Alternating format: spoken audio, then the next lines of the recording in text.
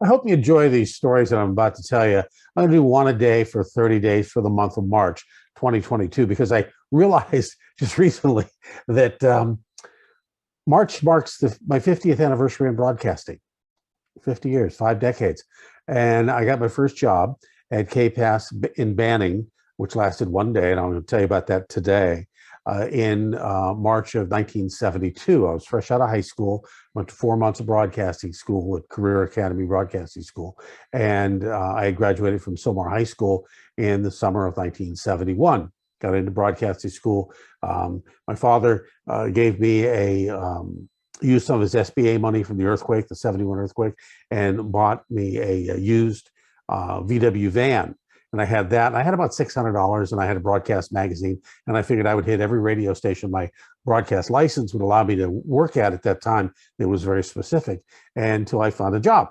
And so here I was, just basically a 19-year-old kid starting out and hoping that this was going to be a career. And that was 50 years ago. So each day I'm going to tell you one of these stories, and I hope you enjoy them. I know I live my life by milestones, and it just always happens to be this is a pretty big milestone for me. May not be for you, and it's up to you. If you don't like the stories or you don't want to listen to them, that's great. I have no problem. But I just thought I'd share these and go from there. And so what I did was I started out on my first day. My first day, I went to a radio station. It was KPAS in Banning, California, which is right along the road to San Bernardino and down to Palm Springs. And I looked at it across the road, and it was a house. That's all it was a house. I said, wow, is this a radio station or not? So I said, okay, well, I'm game. I'll try it, And so I went ahead. I drove down this dirt gully in my van. Wasn't sure if I was going to get back up. Pulled up in front and looked at the house. And saw a little radio tower behind it. So I figured, okay, it really was a radio station. And so I opened the front door, and I expected to see secretaries typing or, news people, just office workers. And I saw nothing except a bunch of glass showcases like you'd see in a retail store. And all of a sudden, this woman yells at me, "Oh, watch out," as I'm holding the door open. I said, "Watch out for what?" She said, "Lizards. My husband just found one halfway up the wall in the bedroom." And I'm thinking, okay, is this really a radio station or is this somebody's house? And I said, so I asked, and she said, no, it's KPAS in Banning. And I said, okay. She said, come on in. And I looked around and I said, well, maybe I should go. She goes, no, stay here. I'll go get my husband. He'll come out and interview you. We are looking for some people to hire. And I said, oh, great. My first day out, I got a job. This is going to be cool. And so he comes out, and I sat down at a little table with a couple of like kitchen chairs in this front office area. And all it was these showcases were filled with tapes. They were religious tapes and things like that. I didn't know that at the time. And so he came out. It was a guy named Fred D'Angelo, and that was his wife. And Fred had an emphysema or something so bad, an asthma, something so bad, he literally could not talk without taking a breath after saying 3 or 4 words. Literally, it'd be like, well, okay. I thought he was going to die. I really did. But the weird thing was, in the 5 minutes or so, or 10 minutes, whatever it took for him to interview me at this little table, he probably lit up 6 or 8 cigarettes, took a couple of puffs, and then put them down. I don't smoke. I've never smoked. And of course, now in California, most places are smoke free. Well, here I was sitting here, this 19-year-old kid, smoke in my face, being talked to sort of by this guy. And he decides to hire me. And I said, oh, that's great. And he says, okay, you're going to have to sell radio time as well. So I'd go out during the day. It was my job to go out during the day. And the commercials were $1.50 a piece, almost $1 a holler, $1.50 a piece, and I'd get 50 cents.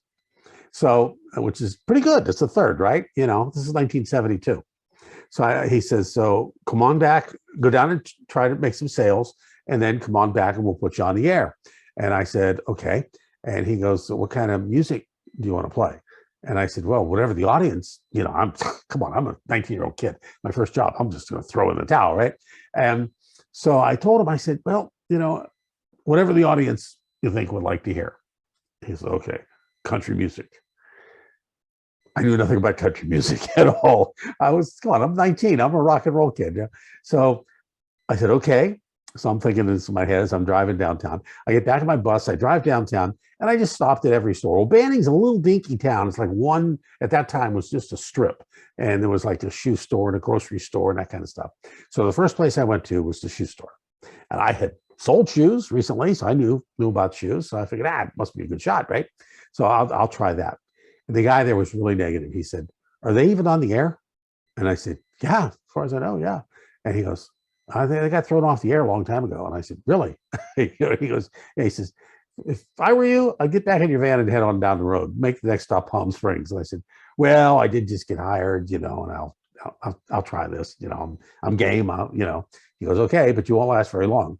And I said, okay. He says, yeah, I don't want to advertise there. I've never advertised there. Then I went to a real estate office, same thing. Went to a restaurant, same thing. Well, Mexican restaurant, went same thing. I think I made one other stop, and it was basically the same thing. As I'm driving back toward the radio station, the guy at the shoe store is standing there with his arms crossed like this, just watching me go, and thinking, well, he's done. So I back to the radio station, and I explained this to Fred D'Angelo. He says, oh, the most negative man in town at the shoe store. Of course, it took him like 20 minutes to say that practically.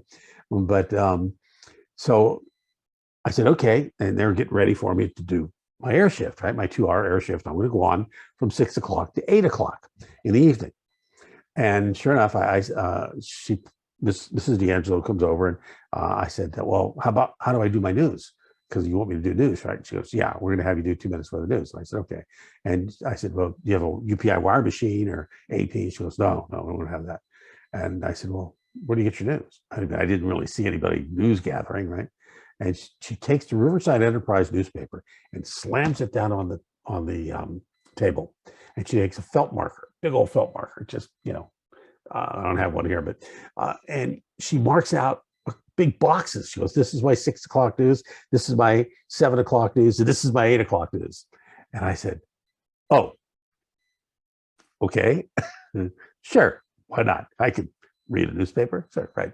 So she takes me up to the control room, and it's in like an attic, sort of. And there's Christmas boxes around, and there's all kinds of stuff. And so I asked her about the control board, and she goes, well, we have this one. And I looked at it, and it had like 6 pots, and which we at the time they were called potentiometers, and you turned them instead of slide pots. And it was ancient. It didn't even look like it worked. It had a couple of lights on it that worked and everything. And I said, oh, okay. And she goes, well, you don't have to worry about too much because you read the PSAs. And I said, well, you don't have a tape machine? She goes, no. We do, but I have to put the 3-inch reel on the tape recorder, and it doesn't work all the time. So I didn't want to damage it. I said, oh, so there's a little wire basket there, and read the commercials and PSAs and stuff like that. And so then she gave me 8 country albums. There were 7 different artists on the 7 albums. And then she had one that was multi-artists. It had like, Johnny Cash and Wynn Stewart and Waylon Jennings, and, it was like 10 different songs by 10 different people. So I'm thinking, okay, I got 2 hours to go. I got 7 artists that I'm going to play. I don't really have any copy, to read or anything like that. So let the music play it. And I got one album that has like 10 different songs by 10 different people. So I'm going to use that quite a bit. And she goes, oh, and by the way, there's some songs on here you can't play. They're filthy. And so I took the record album and I went like this. I said, no, I don't see the mustard stains or anything. They're filthy. And I said, no, it looks pretty clean. And she goes, they're filthy. And I realized, oh, she goes, I crossed them out. And she had taken a screwdriver and scraped off across the tracks of the vinyl records so we couldn't play those filthy songs. And what were those filthy songs? Well, I remember one of them, Silver Tongue. It was off the Silver Tongue Devil and I, Chris Christopherson, which is a huge album. The song Josie, filthy, can't play it. And there was another hit on the album, filthy, can't play it. anything that any songwriter would write that would have anything to do with making love or anything, forget it. It was off the table. So, and she had literally, taken a screwdriver and scratched through the vinyl. And it was just, God, it's like censorship all the way across the board. And I'm only 19, so I'm thinking about this. It's okay. Well, I'll hang it out. I'll go on the air. And she said, I said, how do you queue up the record? She goes, you don't. And I said, what do you mean you don't? And queuing up records, basically, you have an inside speaker where you can hear it off the air, and you just cue it up to the beginning of the record. You cue the needle up to the beginning of the record, you push a button, and it starts up, and it goes, and the record plays. That little space in between the album cuts, or in case of a 45, at the very beginning. And it was called queuing up, and it's what a DJ does now at scratching records back and forth. Well, she goes, well, you can't turn the turntable off. And I said, I can't turn the turntable off? She goes, yeah, because you may get a shock and it'll throw us off the air. I said, oh, okay, sure, why not? I'm here, I'm going to do this, we'll see how it goes. So she leaves me alone. They're listening in the kitchen. Okay, the two of them, they're having dinner down in the kitchen. And I played this song on this album and came out of it. And I remember my first words on the air. Now, I had decided at that time I wanted a royal name. And what would go with B, Bob Brill, because I want to use my own name, was I kept the king, Hudson and Landry were the emperor, the emperor Hudson Landry, and you had all kinds of stuff, queen this, king that. I said, Baron works okay. The Baron, like the Baron. And I decided I was going to be the Baron Bobby B. The Baron Bobby B. That was going to be my own name. So I came out of the first record, opened my mic. Actually, I didn't open my mic because you couldn't shut the mic off. I had to pot it down. So I potted it up and said, good evening. This is the Baron Bobby B saying, good evening. That was the first words I ever said on the air. And that kind of set the tone, I guess. And so I ended up playing, and I kind of caught myself. I tried not to laugh, but I did. And so I played music for 2 hours, came off the air, and walked into the kitchen, and there they were. And I didn't have a hotel or anything. I just was going to sleep in my van. And I went down and I said, look, Mr. D'Angelo, I appreciate the opportunity of putting me on the air and give me a chance. But it kind of wasn't what I had in mind in my radio career, even to start off. So I apologize, I really do, but I'm going to quit right here. And you can take my check. It was like $2. It was like $3. It was $1.50 an hour. You can send my check to my parents. I'll give you their address. And he goes, got really angry and looked at me and said, well, you sounded pretty good too. If I'd have known that, I wouldn't have put you on the air. Of course, like I said, it took him like 5 minutes to say that. And I said, I'm sorry. I just, I can't. I mean, are you guys even on the air legally? Because when I went back, when I had to take meter readings every half hour, which was required by law and required then if you're running the board. And I'd ask about that because you have to record them. And she goes, well, the meters are frozen. You just have to write down the number that's there. I said, the meters are frozen? She says, yeah, they're stuck in one place. How is that even legal? So I'm signing my name to this federal document for the first time in my life, and I'm obviously doing something that is not legal.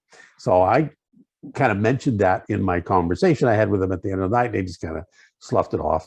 And I told him, I said, and nobody's gonna, he goes, and he says, well, I'm, the audience out there. And I looked at him and I said, Mr. D'Angelo, I don't think you have, this is a 250 watt radio station. You're broadcasting across the freeway. I don't think any of those prairie dogs that were listening, really care that I'm not going to be here tomorrow.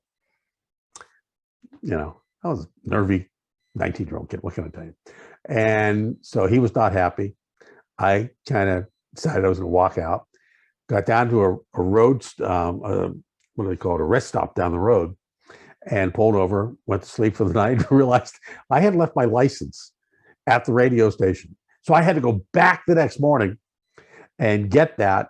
And that was, I just kind of snuck in, grabbed it, snuck out. Nobody saw me, look what I know of, and headed on down the road toward Palm Springs, which I hoped would be my next job. And I didn't have a beard then. I'm not going to have a beard probably tomorrow. Well, I may have a beard tomorrow, but I kind of shave it off every week just because I hate to shave. But anyway, that's story number 1. I got 29 more to go. And so the next episode, I'll tell you another story about living 50 years on the radio, which I hope you enjoy. Until then, I'm Bob Brill, and we'll see you next time.